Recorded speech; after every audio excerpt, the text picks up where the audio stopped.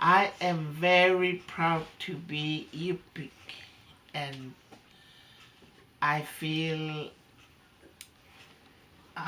that my parents, when they were alive,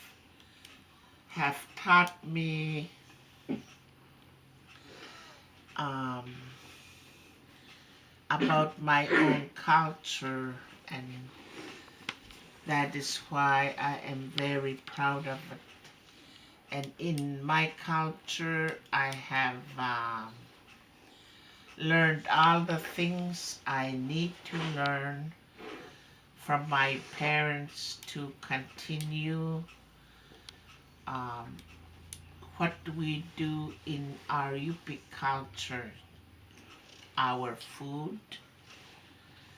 all the things that we gather from the tundra that has been done in the past, and most of the food that we eat to um, store it and continue to eat what we have eaten in the past and continue to teach our children or the next generation, because they'll be the next one that is going to continue with the things that the Yupik people needs to do to make sure that our culture survives.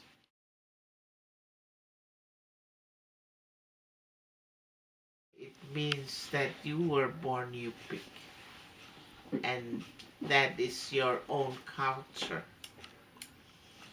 And within that culture, I am very proud to have been born as a Yupik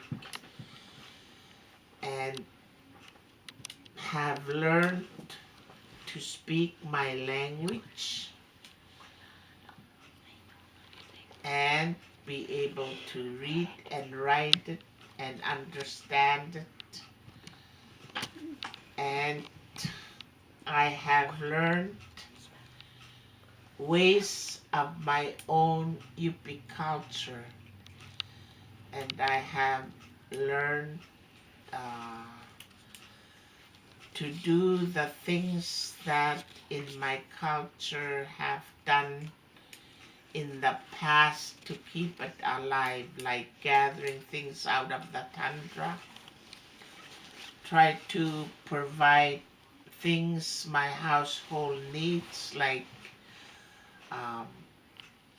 cutting fish, drying it, smoking it, and try to have the essentials like the different types of berries that grow out in the wilderness, all the vegetables. I always try to provide myself with those, and all I try to provide the things that the Yupi culture have eaten, like moose or any ptarmigan birds that I have learned um, to provide myself and to store for winter purposes.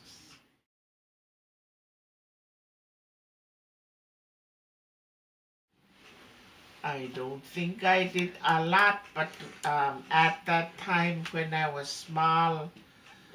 the most things that I remember doing is I used to play out a lot, um, and during the winter time we used to do outside activities as sliding, or when it's very windy we used to do a lot of sledding. And then during the summer we used to do a lot of storytelling using our story knives, and we used to tell stories of maybe about our household, and sometimes we used to do guessing games like we'd make a house and we put in everything that is in the house, like the beds, because we mostly live in a one-bedroom house, and we used to do a guessing game, and after we're done, we used to ask whose house that we drew, and whoever guesses um, that house, they used to do the same thing.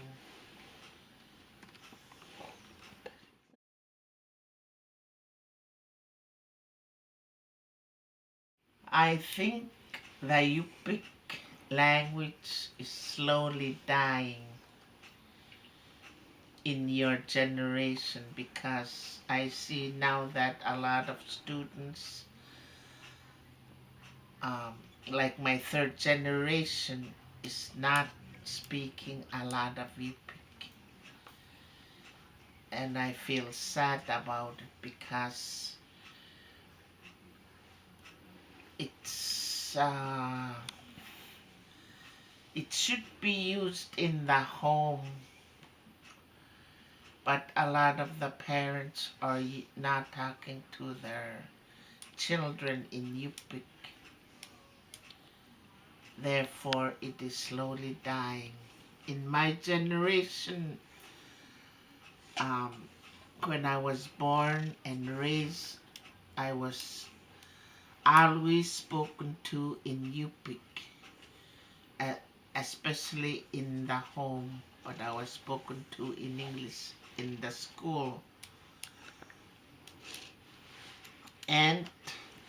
my child was spoken in Yupik in the home, therefore he knows how to speak the language. But in your generation, right now, I feel that it is dying slowly. The children in the household, if the parents want to keep the language alive, need to start speaking to their children in Yupik in the home, because everything, it will die if we continue to talk to our children in English.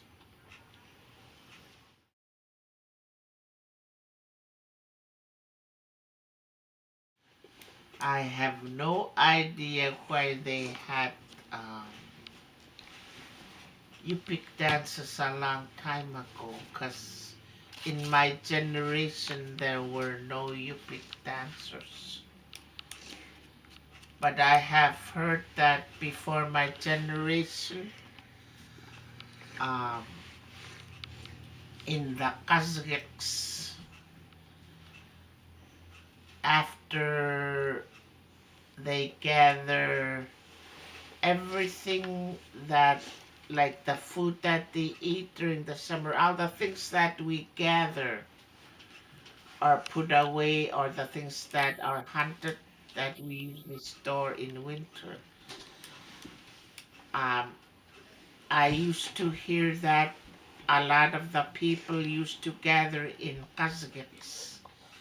and at that time they provide all that they have gathered or stored in